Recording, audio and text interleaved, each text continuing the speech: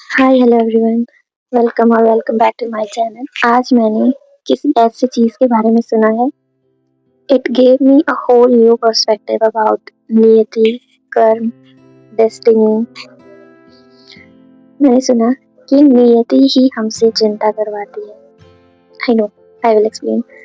जैसे मान लो कि हमने किसी पर्सन से कोई चीज़ मजाक में बोल दी, कुछ भी, और उसे वो चीज़ अच्छी नहीं लगी।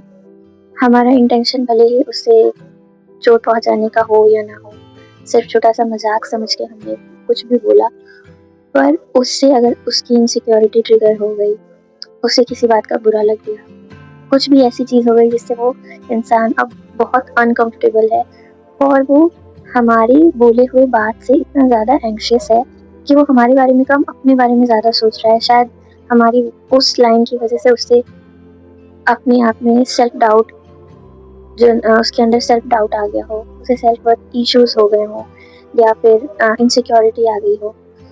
अब वो इंसान क्या कर रहा है? हमने ये कर्म किया, जो भी लाइन बोली, कुछ भी उसे जो बोला हमने, उससे हमारा हमने कर्म किया और उसका फल हमें जरूर मिलेगा।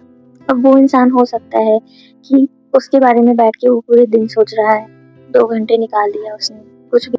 And I'm sure that you must have heard about the cause and effect rule।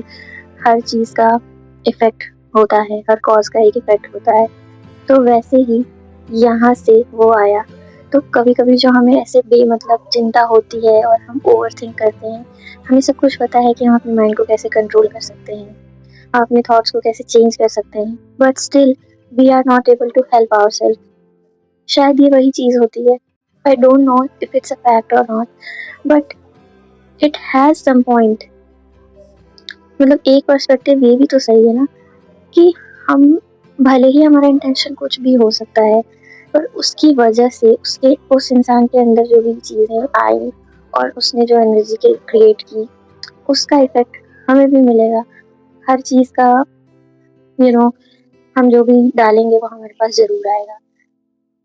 ऐसा कहते हैं ना कि जब माता कैकेयी ने वो वरदान मांगा था और माता कौशल्या से राम दूर हो गए थे, तो फिर जब विष्णु भगवान जब कृष्ण अवतार लेके आते हैं और वो माता कौशल्या जो होती हैं वो देव की माता होती हैं और फिर वो अपने बच्चे से 14 साल दूर रहती हैं, तो वो कष्ट उनको भी मिलता है। तो किसी का इंटेंशन कुछ भी हो, लेकिन अगर कुछ हुआ है तो उसका इफेक्ट जरूर आएगा। शायद इसीलिए हमें थोड़ा सोच समझ के बोलना चाहिए। शायद इसीलिए हमारे बुजुर्गों ने बोला है कि हमें कुछ भी बोलने से पहले 100 बार सोचना चाहिए। अब 100 बार तो एटलीस्ट नहीं सोच सकते, तो हम जब भी आजकल रोस्ट वाला कितना चला है, लोग रोस्ट करते हैं आसानी से, एक दूसरे को ट्रोल करते हैं। अर्जुन कपूर को ही ले लो, कितना ट्रोल करते हैं उसे, और हम हर चीज पे ऐसे बेवजह हंस देते हैं। हम ये नहीं समझते कि उस इंसान के ऊपर इससे क्या इफेक्ट पड़ रहा होगा, उसकी मेंटल हेल्थ पे क्या असर पड़ रहा होगा। हमारी एक लाइन से, एक हंसी से उसका सब कुछ बिखर सकता है, उसके अंदर कितनी उथल पुथल हो सकती है। हम I don't know what to say, but it has some points, यार। तो I just wanted to share it. So maybe life, universe doesn't want you to punish, although it seems like that it is a punishment।